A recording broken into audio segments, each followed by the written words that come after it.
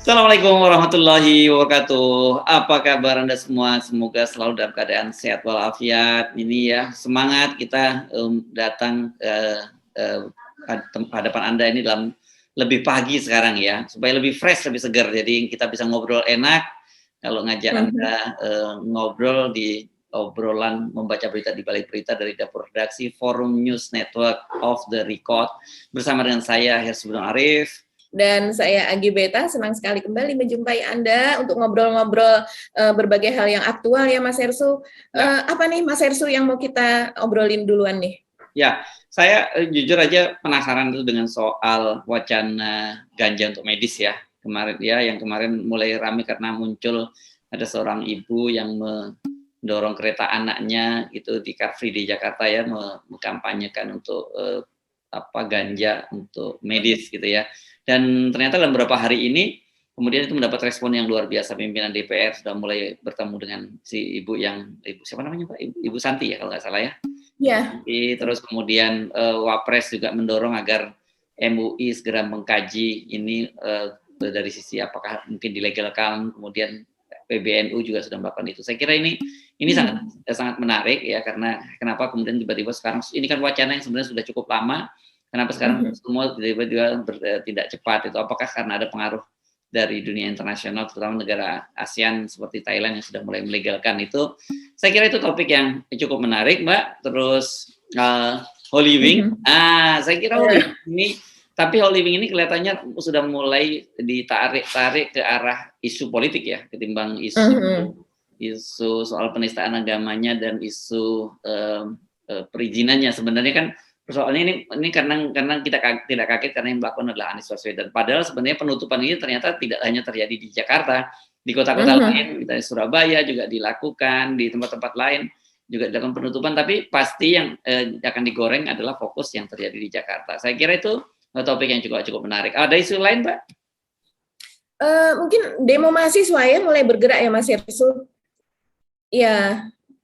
Pada hari Selasa, beberapa universitas mahasiswanya melakukan, mereka mempertanyakan soal keterus-terangan atau dari rancangan KUHP, Kitab Undang Hukum Pidana itu yang sampai sekarang tampaknya tidak transparan juga ya Mas Hersu. Apa sih rancangan sebenarnya yang ada di dalam? Nah, mahasiswa ini mengkhawatirkan itu karena ada tampaknya bahwa aksi demo yang sebelumnya hanya cukup melakukan pemberitahuan, itu kemudian ada ancaman pidana, yaitu mereka harus izin gitu, mereka harus meminta izin, tidak hanya sekedar pemberitahuan seperti selama ini. Itu tampaknya menarik Mas Hirsi.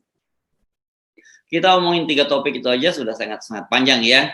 Sekarang kita karena ceritanya soal emak-emak yang memang kalau lihat foto-fotonya memilukan ya, melihat perjuangan si Ibu Santi ini untuk memperjuangkan putrinya yang bernama Pika itu anak remaja ya, kalau nggak salah udah remaja ya, bukan anak-anak ya. Iya. Kalau lihat dari postur tubuhnya sepertinya sudah bukan anak-anak, tapi kan kita kan juga remaja itu untuk dianggap dewasa itu pada umur 18 ya Mas Hersu, sepertinya ini sih masih kategori ya remaja lah, anak-anak remaja. Remaja awal ya, gitu ya. Iya. Oke. Gimana itu sebenarnya ceritanya dan apa yang terjadi sekarang ini? Sepertinya itu mulai mencuat pada hari Minggu kemarin Mas Hersu, ketika ada Car Free Day di Jakarta dan kemudian Ibu Vika ini membuat semacam poster itu bersama ibunya Vika maksudnya ibunya dari anak ini, sebenarnya dia ada suaminya juga di situ, tapi yang lebih ini karena dia yang membawa poster, dia mengatakan bahwa dia minta tolong begitu ya agar ganja itu dilegalkan secara medis gitu, karena anak ibu ini menderita penyakit di kepala yaitu hidrosepalus, yaitu yang menyerang bagian otak dan saraf begitu, yang membuat dia sering mengalami kejang-kejang. Jadi ibu ini menceritakan bahwa untuk maju dari sakitnya saja ada kemajuan, maksudnya itu sudah sulit gitu, apalagi kalau kejang-kejang itu pasti akan mengalami kemunduran. Dan menurut dia CBD oil, yaitu yang dihasilkan dari ganja atau marijuana, CBD oil kalau nggak salah cannabis oil lupa saya namanya begitu, itu semacam senyawa kimia lah gitu yang ada di dalam tanaman ganja tersebut begitu. Nah itu dia minta supaya dilegalkan karena memang salah satu pengobatan yang efektif dengan menggunakan itu begitu Mas Hersu. Dan kemudian ini menjadi viral karena memang di posting begitu ya di akun media sosial dari artis Andin Aisyah begitu, penyanyi, dan kemudian juga oleh emak-emak lainnya yang anaknya juga mengalami hal serupa, bahkan ada anak yang sudah meninggal gitu karena harusnya dia itu membutuhkan kandungan senyawa kimia dari ganja ini, tapi dia tidak bisa mendapatkannya secara legal, secara medis begitu ya. Nah, inilah yang kemudian memicu diskusi begitu ya Mas Hersu. Jadi kemudian ibu ini juga menemui pimpinan DPR yaitu Sufmi Dasko, ya, wakil ketua, dan kemudian juga ada komentar terutama yang paling orang perhatikan adalah komentar dari wakil presiden kita Bapak Ma'ruf Amin, yaitu yang memerintahkan atau meminta begitu ya Majelis Ulama Indonesia atau MUI itu agar membuat fatwa begitu. Fatwa, mereka membuat kajian dan kemudian mengeluarkan fatwa mengenai kemungkinan untuk melegalkan ganja ini secara medis. Begitu juga dari PBNU, yaitu dari Yahya Stakuf, juga dia akan melakukan kajian. Wah, ini cukup gercep juga ini ya dari PBNU ini menyikapi hal ini. Terus kemudian juga dari Kementerian Kesehatan katanya akan melakukan kajian segera. Nah, inilah yang kemudian ramai ini Mas Hersu, karena kita tahu lah seperti sebelumnya kita pernah berdiskusi ya Mas Hersu mengenai masalah penegakan hukum di Indonesia itu kan masih menjadi PR besar begitu, masalah pengawasan dari soal kalau seandainya ini nanti tampaknya memang kalau seandainya ini dilakukan ini harus sangat ketat begitu. Tanpa adanya legalitas untuk medis saja, ganja di sini sudah kasusnya itu hampir tiap minggu selalu ada begitu ya. Dan kemudian juga bahkan dari aparat hukum pun juga ada yang ditangkap begitu karena mereka menjual ganja atau narkoba lainnya begitu kan. Nah, ini artinya ini PR besar bagi kita. Tidak main-main kayaknya Mas Hersu kalau seandainya membuat ini menjadi legal. Walaupun itu legal hanya secara medis, tapi kan dampaknya kita tahu itu bisa tidak hanya dijual secara medis, itu nanti ada main belakang dan sebagainya. Apakah kita siap untuk itu begitu? Jadi dilemanya satu dilema kemanusiaan karena itu berkaitan dengan kesehatan ya, kesehatan anak-anak bangsa. Saya ingat juga ya selain kasus ini dan pernah juga ada di Kalimantan Barat ya kalau nggak salah kemudian juga divonis pada waktu itu karena dia menanam ganja di rumahnya padahal ganja ini untuk pengobatan juga. Nah ini memang jadi wilayah abu-abu yang seperti Anda sampaikan tadi. Nah ini kan repot sebenarnya kayak kita ini mau maju ya, mau melangkah jauh karena ada persoalan moral bangsa kita, terutama dalam penegakan hukumnya gitu ya. Dan biasa di Indonesia begitu ada celah itu akan dimanfaatkan untuk untuk berbuat kecurangan. Tapi saya kira kita perlu belajar juga ya dari beberapa negara-negara lain gitu ya. Kalau di Thailand kan sudah ini baru saja dilegalkan ya. Anda tadi sebut untuk alasannya untuk meningkatkan perekonomian gitu. Kalau di negara-negara Eropa terutama Belanda sih, saya nggak tahu di negara lain. Saya pernah pengalaman di Amsterdam itu kita bisa bebas tuh membeli ganja di toko-toko itu ya, dengan mudah kita di Amsterdam kita membeli. Tapi kemarin di Amerika kan juga baru saja dilegalkan di beberapa negara bagian saja ya, belum semua negara bagian. Nah kalau di negara-negara lain gimana nih praktek yang semacam ini Mbak? Kalau ada juga yang dilegalkan bukan semata-mata karena untuk medis. Kalau Thailand tuh bukan sekedar medis kan Mbak ya, bebasnya ya? Iya, Thailand ini menjadi satu-satunya negara ASEAN yang sudah melegalkan di awal Juni ini, bulan ini dan tahun ini juga begitu. Dan dia juga untuk rekreasional, yaitu untuk semacam hiburan begitu ya, juga untuk keperluan medis. Bahkan pemerintahnya itu membagikan cukup banyak, 1.000 atau berapa bibit gitu ya kepada warganya untuk menanam. Jadi memang Thailand ini kan unik Mas Hersu. Kita tidak bisa menyamakan Thailand ini dengan Indonesia tentunya. Misalnya di Thailand itu alasannya adalah untuk membangkitkan ekonomi para petani. Jadi petani itu nantinya setelah diberikan bibit itu akan bisa menanam ganja begitu, bisa dijual untuk komoditi begitu. Dan kemudian mereka juga dengan alasan untuk membangkitkan ekonomi, karena ganja ini nantinya dia dalam bentuk food and beverage juga dibuat dalam bentuk makanan dan minuman, jadi sebagai campuran, jadi nanti akan ada kue ganja, bahkan kafe-kafe di sana sudah mulai menjual semacam cookies dan permen ganja, dan ketika hari itu legalkan ya ganja ini dijual secara umum, itu bahkan turis-turis asing di sana itu langsung mengantri begitu dari berbagai negara, dari Amerika, dari Jepang, dari Eropa mengantri untuk membeli produk ganja tersebut di kafe. Jadi memang dijual di area publik begitu ya. Dan ini menarik. Berhasil menarik wisatawan ya. Tapi saya kira betul. Indonesia nggak bisa lah meniru di seperti Thailand, karena Thailand kan prostitusi segala macam juga dilegalkan untuk daya tarik turisme ya. Sekarang ditambah lagi ganja. Wah, saya kira ini pasti akan jadi surga. Dan kalau kita nanti jalan-jalan di Bangkok, mungkin sepanjang jalan kita bisa ketemu orang-orang turis-turis yang lagi teler gitu. Iya, tapi dia ada kontradiksi ya. Kalau di Thailand itu dia melegalkan ganja, tapi dia tetap melarang orang untuk merokok di depan umum begitu. Jadi ini karena dianggap merokok ini akan membahayakan kesehatan. Jadi itulah kemudian parlemennya itu saling dan tidak selesai-selesai pembicaraannya karena merokok merugikan kesehatan, apakah ganja tidak merugikan kesehatan, begitu kan? Nah, tapi sampai saat ini itu orang tidak boleh merokok ganja itu dilinting dan kemudian dirokok di depan umum, itu tidak boleh. Tapi kalau dia untuk pribadi, di ruang pribadi, di rumahnya dia boleh-boleh saja begitu. Jadi memang kalau di Thailand kita tidak bisa membandingkan ya dengan Indonesia, karena dia kan juga bukan negara Pancasila ya, bukan NKRI gitu Mas Estu. Jadi dia apa nih ya? Karena memang ketika ada demo misalnya, demo kaos merah itu di Bangkok, itu dia tetap petani itu yang menanam ekspor tetap berlangsung, bandara itu biasa-biasa saja. Memang di sana kan semua ya hukum tuh walaupun keadaan seperti itu, tapi orang rakyatnya itu sangat-sangat melek bahwa kalau terjadi kericuhan, riot, keonaran itu maka yang rugi adalah diri kita sendiri. Beda dengan di sini begitu Mas Hersu, orang membuat keonaran, pembelahan dan sebagainya.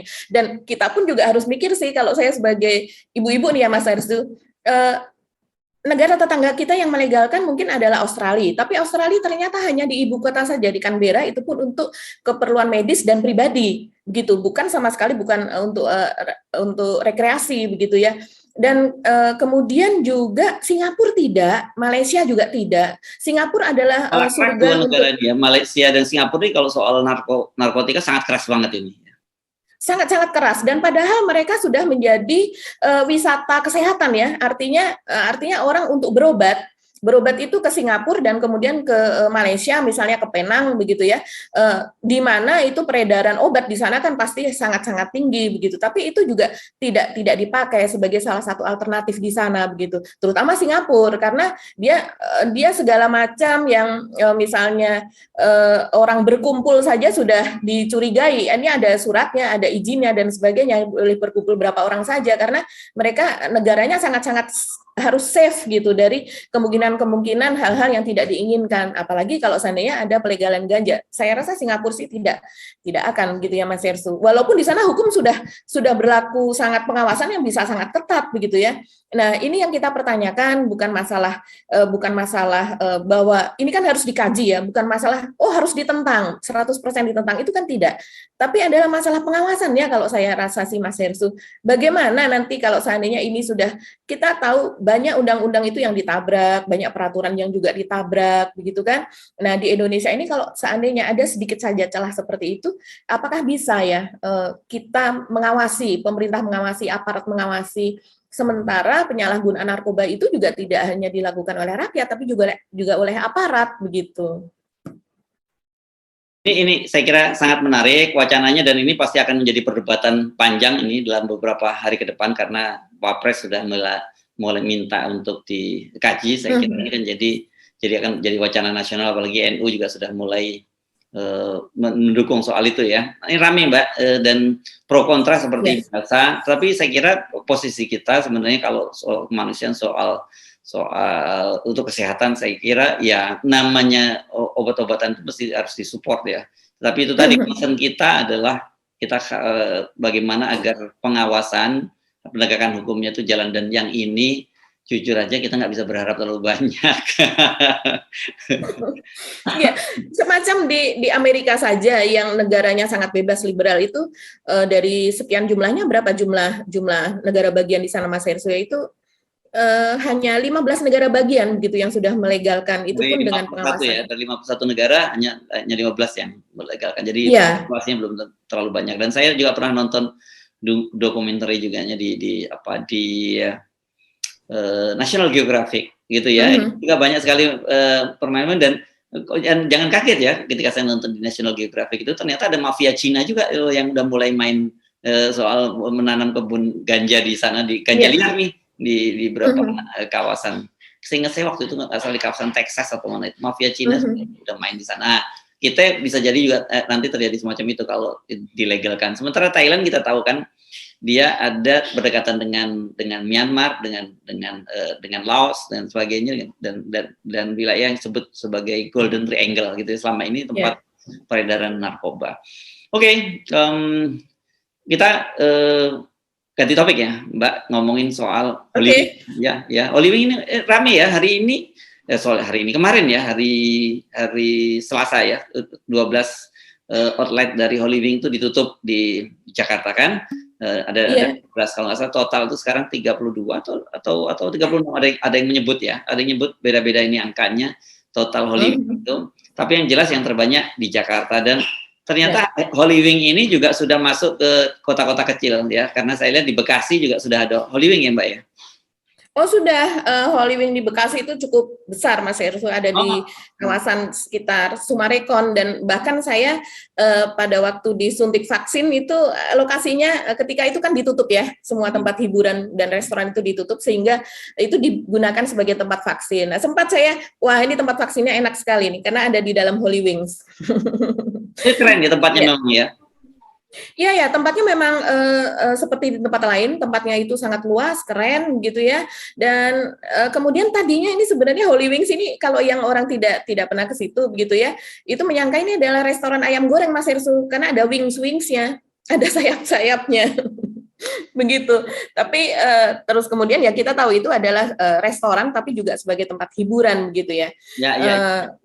Dan kita kan tahu ini dipicu oleh soal iklan promosi ya yang gratis setiap hari Kamis gitu, gratis untuk nama Muhammad dan Maria. Ini memang keterlaluan. Ini Kamis nih kalau buat orang Islam kan apalagi Kamis malam kan pasti kalau clubbing begini kan pasti malam ya Mbak ya, Kamis malam, malam Jumat kita biasanya disuruh baca Yasin malah ditawarin gratis minum alkohol. Dimarah dan yang ternyata menariknya Pemprov DKI itu punya celah dari 12 gerai itu saya baca ada aturannya bahwa 7 gerai itu sebenarnya tidak punya izin untuk menjual minuman keras yang dine in gitu, yang minum di tempat gitu ya, boleh membeli, boleh menjual tapi untuk dibawa pulang sebenarnya kan gitu. Jadi yang nggak beda dengan minimarket yang dulu diatur seperti itu. Dan kemudian lebih parah lagi 5 diantaranya itu sama sekali tidak punya izin untuk menjual minuman keras, tapi kemudian menjual minuman keras. Dan celah itu kelihatannya yang digunakan oleh Pemprov DKI untuk membatalkan dan mencabut izinnya gitu ya. Dan ini kan sebenarnya pelanggaran ini bukan persoalan minuman keras, ini kelihatannya memang Holy Wing itu ada bandel ya, waktu PPKM juga melakukan pelanggaran dan kemudian ketika didenda ya katanya denda kecil aja sudah dibayar lah, mudah lah pada waktu itu. Kalau nggak salah yang mana yang waktu PPKM Kemang ya, Holy Wing Kemang ya waktu pelanggaran ya. Iya. Holy Wing Kemang itu sebetulnya sebelumnya dia hanya denda biasa saja Mas Hersho, hanya penutupan beberapa hari begitu kan, karena menyalahi peraturan yaitu soal soal jam operasional. Tapi ternyata itu ketika dibuka dilakukan lagi begitu. Dan kemudian pada waktu itu PPKM level 3 kalau tidak salah itu hanya boleh buka sampai jam 9 malam, tapi dia buka sampai jam 1 pagi gitu. Jadi akhirnya ditutup dan selama masa pandemi itu ditutup total dan kemudian harus membayar 50 juta. Jadi tidak hanya sekali melakukan pelanggaran. Dan kok di tempat lain tadinya saya mengira bahwa ini memang Holy Wing ini memiliki izin hiburan ya Mas Hersho ya. Karena dia kan juga menyelenggarakan seperti fight untuk tinju begitu, untuk boxing begitu kan, dan tentunya kalau ada pertunjukan seperti itu adalah memiliki izin untuk hiburan begitu. Karena kita tahu kalau untuk hiburan atau untuk bar itu kan memang pajaknya berbeda, beda dengan restoran. Tapi ternyata kebanyakan Holywing ini pajaknya adalah pajak restoran gitu.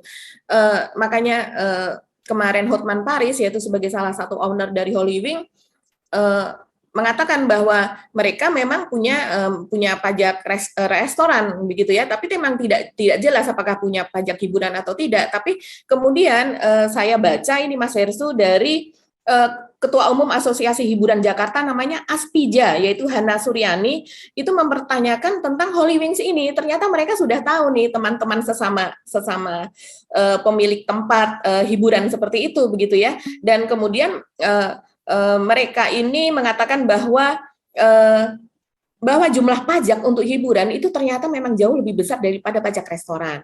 Dan pajak hiburan itu sepenuhnya ditanggung oleh penyelenggara. Beda dengan restoran, itu yang ditanggung oleh konsumen, begitu. Nah, tentu saja makanya ini sebenarnya orang pajak juga ini yang seharusnya teliti mengenai soal ini, begitu. Nah, itulah makanya mereka bisa membagikan pada event-event tertentu, mereka selalu ada promo, begitu ya, dan membagikan minuman beralkohol itu gratis. Begitu, karena memang mereka tidak dikenai pajak tinggi itu tadi, begitu. Nah, Bang Hotman kemarin mengatakan bahwa ini sepertinya persaingan usaha nih, ada penyusupan dan sebagainya. Tapi kalau melihat kenyataan seperti ini, memang Holywings ini sendiri juga ilegal, begitu ya. Kalau kita melihat, kata Mas Hersu tadi kan dia tidak memiliki semacam sertifikat izin. Sertifikat izin ini ternyata untuk minuman keras ini ada dua, yaitu izin sebagai pengecer, di mana hanya membeli saja minuman keras kemudian harus dibawa pulang untuk konsumsi, dan juga yang sebagai penjual langsung, begitu, penjual langsung yang artinya membeli dan kemudian bisa minum di tempat. Nah, ini tidak hanya di Jakarta ini Mas Hersu. Jadi dan kalau kita memikirkan soal niat atau intensi, sepertinya memang saat pendirian Holywing, kalau mereka memang menjual berbagai minuman keras tanpa ada izin untuk bar, tanpa ada izin untuk menjual minuman keras, ini memang niatnya itu sudah memang mengelabuhi, begitu ya. Ini ya, dan itulah yang dipertanyakan gitu, termasuk yang cukup keras itu hari pertama nih dari KNPI dan juga yang lain-lainnya. Sebenarnya bukan hanya KNPI, banyak sekali. Ansor juga ramai, bahkan ya. Sendiri. Terus kemudian FBR, saya lihat. Betul. Sampai di Manado loh, Manado itu juga ada Laskar Manguni itu juga Manguni, iya. Ya, karena bukan hanya ini masalah umat Islam yang dinistakan ini, karena ada nama Maria juga di situ kan. Tetapi saya kira khusus untuk Jakarta ini, seperti saya tadi singgung, itu kemudian kelihatannya persoalannya di switch ke arah bahwa Anies ini dapat pesanan dari, ini kan dianggap ini bagian dari kelompok radikal lagi gitu kan. Banyak orang-orang Islam yang marah, padahal sebenarnya yang marah kelihatannya bukan hanya orang Islam kan. Kalau saya baca cuitan dari Guntur Romli misalnya menyatakan bahwa ini ada dari pesanan dari Napi. Nah, kalau saya kan gitu, maksudnya pasti itu urusannya dengan Habib Rizik kan, atau apa, dan kemudian soal diingatkan jangan sampai gara-gara penutupan ini ada ribuan karyawan yang mayoritas beragama Islam juga akan kehilangan pekerjaan, padahal kita di tengah masa pandemi kan banyak seperti itu gitu. Makanya padahal sebenarnya ini adalah persoalan izin ya. Jadi yang mesti diingatkan kepada viewer kita bahwa Gubernur DKI itu mencabut izinnya mencabut izin operasi dari Holywing tidak ada kaitannya dengan soal penistaan. Soal penistaan ini urusannya polisi, urusan masalah pidana kan, itu jadi dua hal yang berbeda. Ini yang saya kira membuat kita selalu prihatin, mengapa sih ada soal begini selalu ditarik-tarik lagi ke persoalan yang bersifat sangat sensitif, yakni pertentangan suku, agama, ras, dan antar golongan. Padahal kan isu ini kan benar-benar big tabu ya, sangat berbahaya. Saya teman-teman kita ini masih terus saja senang menggunakan ini sebagai sebuah isu gitu. Padahal seorang seperti Hotman Paris sendiri sebagai pemilik, bahkan nih kita Marzani yang biasanya nyablak gitu ya Mbak ya, kali ini kan dia juga menghindar gitu ya, dia tidak mau terlampau dalam kontroversi itu gitu. Iya betul Mas Hersu. Jadi Holywing ini seperti kata Mas Hersu tidak hanya ada di Jakarta tapi juga di kota-kota lain seperti Makassar, Surabaya, terus kemudian juga di mana Manado ya, dan di tempat itu semua massa bergerak gitu, tidak tergantung kepada agama. Dan sebenarnya kalau seandainya kita mengatakan ini ditarik kepada agama, malah justru mereka yang melaporkan itu di seluruh Indonesia yang melaporkan itu, mereka sudah menggunakan pasal penistaan agama atau penodaan agama begitu. Jadi yang di Jakarta pun yang melaporkan yaitu ada pemuda Pancasila, terus kemudian dan lain-lainnya kalau nggak salah ada 4 atau berapa yang diterima, yang berikutnya dari GP Ansor itu ditolak karena sudah dianggap terwakili begitu ya. Nah, dari asosiasi perkumpulan dari pengacara juga ada begitu ya. Dan itu semuanya memakai pasal itu. Jadi berlapis penodaan agama dan ITE begitu. Jadi sebenarnya itu sudah terjadi sebelum Holy Wing 12 Holy Wing di Jakarta ditutup oleh Anies gitu. Sementara kalau Anies ini lebih kepada bahwa mereka menyalahi aturan gitu kan. Mereka tidak sesuai dengan peraturan pemerintah daerah, yaitu soal izin-izin itu tadi, mereka menyalahi izin untuk penjualan miras. Nah, bahkan untuk di Bogor itu kan sudah hari Sabtu Bima Arya itu menutup, Mas Hersu. Kita bisa lihat filmnya nih Mas Hersu nih, baik di Bogor maupun di tempat lain begitu ya, pergerakan untuk menutup Holy Wing atau memprotes Holy Wing ini. Ini Belis, Singleton, Barbuk dapat.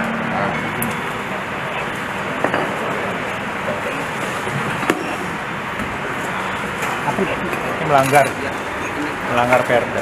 Kesepakatannya tidak boleh di atas 5%. Kita ambilnya di atas ini 40%. 40%.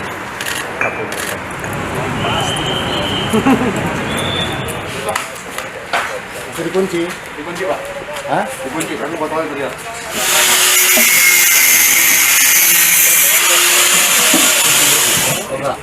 Wow. Wah. Nah, ini yang diiklankan nih. Yang diiklankan dengan cara yang kurang ajar. Kami tidak mau promosi yang melukai umat Islam ini juga dilakukan di Kota Bogor.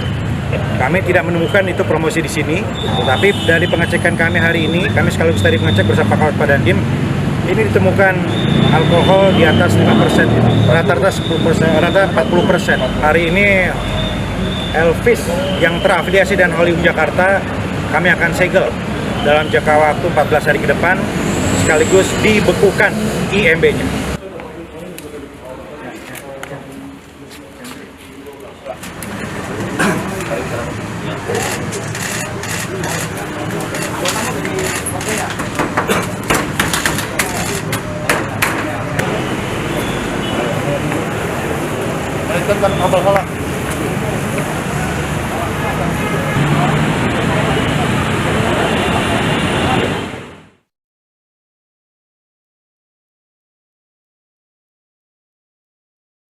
Oke, makanya itu kalau lihat video-videonya tadi, jadi makanya saya bilang bahwa ini kalau di Jakarta memang beda, begitu ditutup pasti yang salah Anies gitu. Tapi kalau di kota-kota lain, Surabaya kan juga ada 3 yang ditutup ya, kalau nggak salah di sana. Iya.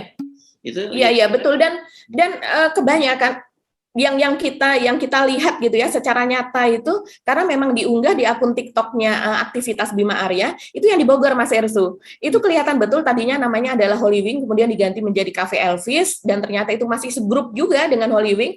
Dan di situ dimana ternyata ketika digerebek atau didatangi itu minuman keras yang kadar alkoholnya sampai 40%, yaitu berarti itu adalah golongan C ya, dengan yang sangat tinggi gitu, golongan alkohol yang sangat tinggi, itu ternyata disembunyikan di sebuah gudang yang lokasinya itu berbeda kan, kita lihat tadi ya di video, dan itu berdasarkan kecurigaan begitu. Kalau seandainya Bima Arya dan satuan yang ada di sana itu tidak curiga, maka itu tidak akan dibongkar secara paksa seperti itu begitu. Dan ternyata di dalamnya itu menyimpan ratusan minuman beralkohol, padahal izinnya maksimal hanya 5%. Dan ini tidak terjadi hanya di Bogor saja. Di Jakarta itu sebagian besar dari 12 yang ditutup itu demikian. Nah, sekarang yang jadi masalah, makanya kenapa tadi saya sebutkan mengenai Haris pertama, karena menggelitik Mas Hersu. Haris pertama ini adalah dia memperhatikan gerakan dari Bang Hotman Paris, yaitu yang dia terus kemudian di akun Instagramnya dia mengunggah berbagai aktivitas dia yang dimana dia berdekatan dengan para ulama begitu, yaitu antara lain dia misalnya pergi ke Lirboyo gitu kan, dia pernah ke pesantren di sana. Memang dia suka memberikan lecture atau pengajaran soal hukum gitu kan. Kemudian dia juga pernah ketemu Ireng karena dia cukup dekat menurut dia dengan Gus Solah begitu, Solahuddin Wahid gitu. Bahkan katanya dia pernah diberi entah bercanda entah serius gitu diberi ini Gus gitu. Disebut sebagai Gus Hotman begitu ya.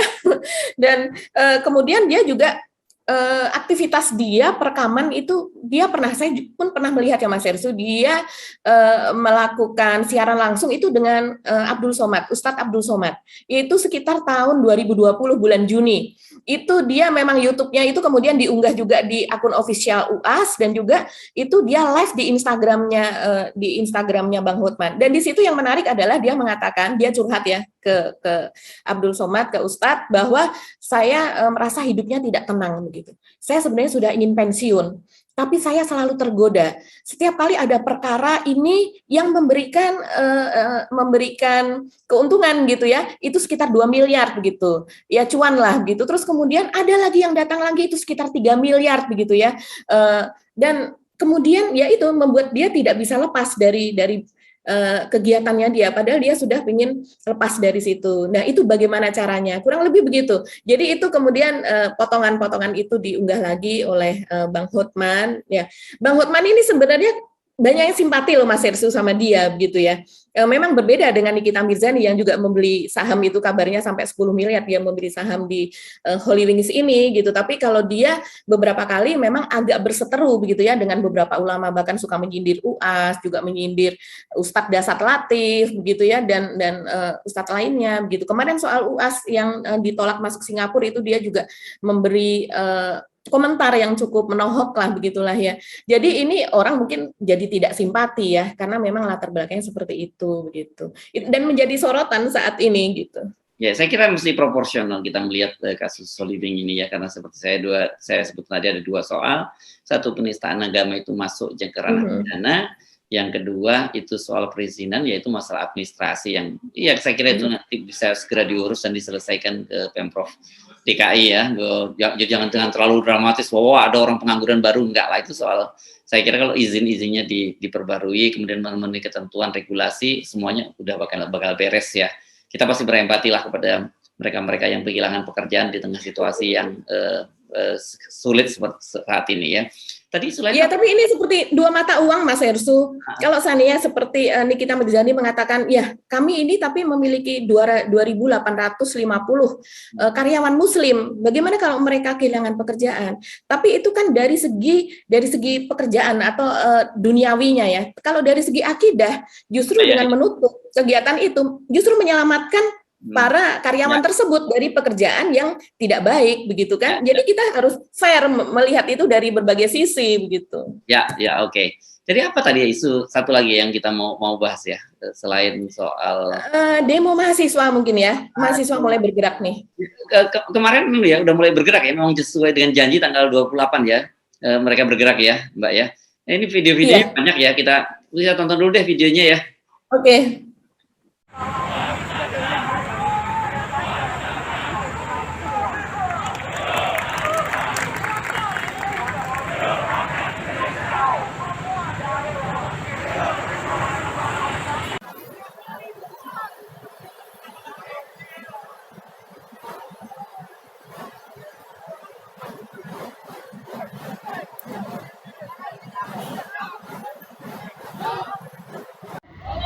Ketika aku tanya sedang apa, kita harus menjawab tolak RKUHP. Sepakat kawan-kawan? Sedang apa kawan-kawan? RKUHP! RKUHP! Hidup mahasiswa! Hidup mahasiswa! Hidup rakyat Indonesia! Wah, ini saya sempat nonton, memang janjinya bahwa mereka akan turun lebih besar. Ini soal serius loh Mbak ya. Jadi bukan orang kan selalu mikir wah ini yang bahaya nih nanti para wartawan nih atau kita yang aktif di YouTube gini, ini karena gampang dikriminalisasi. Tapi ternyata ini KUHP pidana ini banyak sekali persoalan, termasuk yang tadi Anda sebut ya, untuk unjuk rasa saja itu harus izin ya ini, dan kalau tidak bisa dihukum gitu. Wah, ini negara makin represif aja ya Mbak ya. Iya, menurut YLBHI itu yang kemudian saya oh iya ya benar nih pandangan YLBHI. Yaitu kalau saya harus izin, misalnya ada sebuah kampung yang digusur begitu ya. Kampung itu digusur dan kemudian tentu mereka akan melarang penggusuran dengan melakukan unjuk rasa atau penghadangan, kemudian menyebabkan kemacetan di sekitarnya. Itu akan dikenain pasal soal itu begitu. Jadi mereka sudah dianggap membuat keonaran, membuat kemacetan, mengganggu ketertiban umum. Nah, bagaimana mungkin orang yang kemudian digusur harus mengurus izin gitu ya untuk mereka unjuk rasa saat itu begitu. Jadi banyak hal-hal yang mesti harus dilihat gitu. Ini sepertinya sangat bertentangan dengan reformasi ya Mas Hersu. Ya. Karena semangat reformasi sama sekali tidak seperti itu. Apalagi kemudian apabila menghina wali kota, menghina ya pejabat-pejabat begitu ya, itu bisa dikenai hukuman pidana 18 bulan. Nah, ini kan pasal karet tentunya. Dan kemudian juga setiap orang kriteria dari penghinaan, kata-kata yang tidak proper itu seperti apa begitu kan? Kita udah punya pengalaman itulah di Orde Baru. Masa sih kita mau kembali lagi ke sana gitu? Ya. Tadi satu kesimpulan saja saya kira bahwa dengan pemberlakuan undang KUHP RUU KHP yang katanya mau bulan depan diberlakukan itu, ya semakin menegaskan bahwa pemerintahan kita itu ya pemerintahan yang otoriter. Jadi nggak salah kalau julukan yang pernah disebutkan the new order gitu ya, bahwa ada yang menyebutnya begitu. Ini adalah bentuk baru dari Orde Baru, walaupun orang bilang jangan disamakan Pak Harto dengan Pak Jokowi, berbeda gitu. Tetapi indikasi-indikasi dari sisi itu kita ini semakin memperhatikan. Jadi selalu seperti saya katakan bahwa kita harus terus bersuara, jangan punya prinsip yang waras itu ngalah saja, karena situasinya saya kira makin mengalami pemburukan di sana sini. Dan salah satunya itu adalah KUHP ya. Kalau sebelumnya undang-undang lain itu untuk mengeruk kekayaan, untuk memeras para tenaga buruh, terutama misalnya Omnibus Law. Kalau sekarang ini RUU KUHP ini betul-betul ini yang mengancam warga negara dari sisi kebebasan kita untuk berekspresi, baik itu melalui aksi-aksi di jalanan maupun melalui media-media sosial maupun dan juga termasuk media-media resmi ya, media elektronik dan media online dan cetak. Kalau dianggap itu melakukan penghinaan terhadap para pejabat negara, kita bisa dihukum ya Mbak ya. Iya betul Mas Hersu, itu sangat kita sayangkan ya Mas Hersu. Kita tidak menyangka bahwa kita akan berada pada keadaan pada titik seperti ini begitu. Dan kemudian katanya itu bulan depan, yaitu bulan Juli sudah akan disahkan. Nah, artinya ini kalau seandainya Julinya pertengahan ini hanya tinggal 2 minggu lagi begitu. Tidak lama lagi. Tapi kenapa rancangan itu tidak diumumkan atau kemudian disebarluaskan secara transparan begitu, sehingga rakyat ini bisa ikut bersuara begitu. Dan ini sepertinya pemerintah dan DPR berada pada posisi yang sama, padahal DPR adalah wakil dari rakyat begitu Mas Hersu. Lupakanlah itu Mbak, itu cerita lama ya. Oke, kita mesti ngakhiri perbincangan kita ya Mbak Agi. Tak terasa kita sudah berada di ujung perbincangan. Saya Hersu Arif dan saya Agi Beta. Tetap selalu waras dengan salam 0%. Wassalamualaikum warahmatullahi wabarakatuh. Waalaikumsalam warahmatullahi wabarakatuh. 0% tetap selalu.